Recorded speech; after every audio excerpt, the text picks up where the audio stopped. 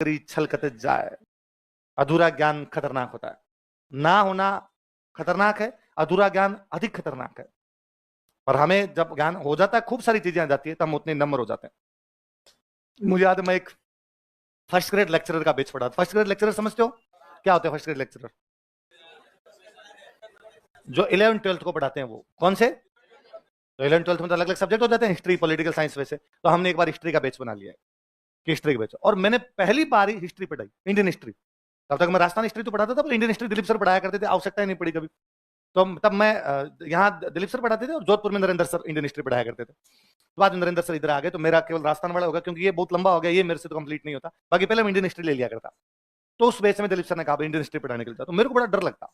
ये तो पढ़ाते हुए ज्यादा समय नहीं हुआ था, कम हुआ था, उसमें फिर इंडियन हिस्ट्री पढ़ाओ और वर्ल्ड हिस्ट्री पढ़ाओ, और पहली बार और ऐसे बैच में जाके पढ़ाओ जिसमें जितने स्टूडेंट बैठे उनकी उम्र आपके बराबर या आपसे ज्यादा है।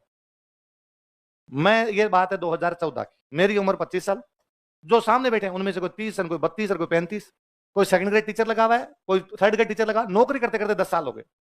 कि मेरे को याद है, मैंने दिन क्लास में एग्जांपल दिया। अब मेरी आदत पड़ी भी आरएस वाले बैच में यूं बताने की, जैसे मैं तुम्हें कहता हूं, अरे ये बात तुम्हें नहीं पता है क्या, ये भी नहीं पता है क्या? तो एक दिन मैंने उनको कहा, ओ यार तुम्हें ये भी नहीं पता क्या? तुम जानते हो क्या 97 में कल्पना चावला अंतरिक्ष गई थी? कल्पना चावला नाम सुना आपने?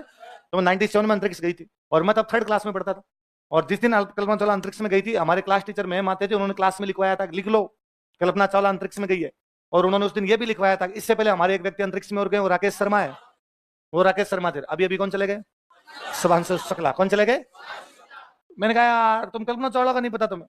तो यूं, तो एक मास्टर जी खड़े थे, वो खड़े रहे, वो खड़े हो कहा कि सर आप बहुत अच्छा पढ़ाते हो, एग्जाम्पल भी बहुत अच्छे देते हो, हम चाहेंगे आप एग्जाम्पल दिया करो ताकि चीजें सरल याद हो जाए। सर ये सन मत बताया करो, ईयर बताने बंद करो।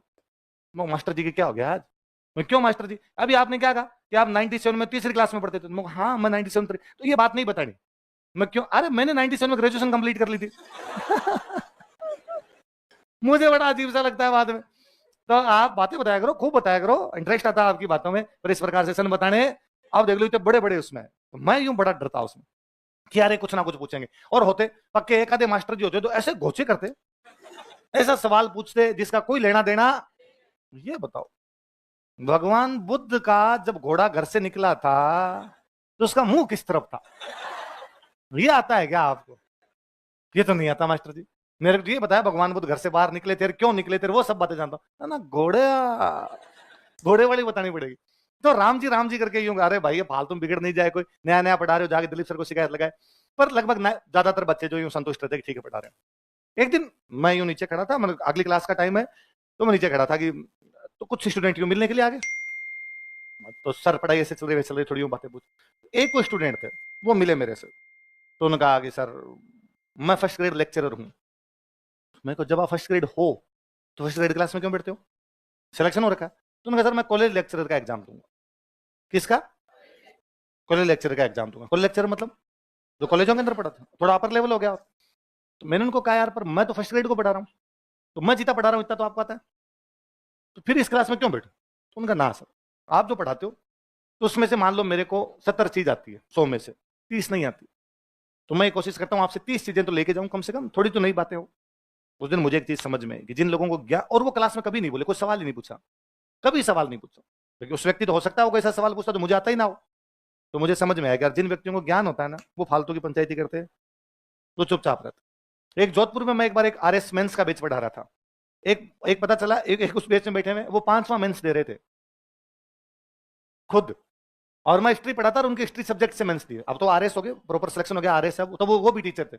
मैंने उन सर, तो मैंने उनको तो एक दिन कहा कि आप क्लास में मत आया करें, जब आपके हिस्ट्री से मेंस दिए हुए हैं तो आपको हिस्ट्री खूब सारी आती है, तो आपको क्लास में आने की कोई आवश्यकता नहीं। उनका वापस वही रिप्लाई था, अरे नहीं सर, दो चार चीजें नहीं पता चलती है सर, नई तरीके से पता चलती है, सही रहता है एकदम। तो आपको जब खूब सारी चीजें आने लग जाएगी तब आप भी क्या हो जाओगे? नम्र। क्या हो जाओगे? व्यक्ति को जब ज्ञान आता है तो व्यक्ति खूब सारी चीजें सीखता है। ज्ञान अहंकार पैदा करता, अधूरा ज्ञान पैदा करता।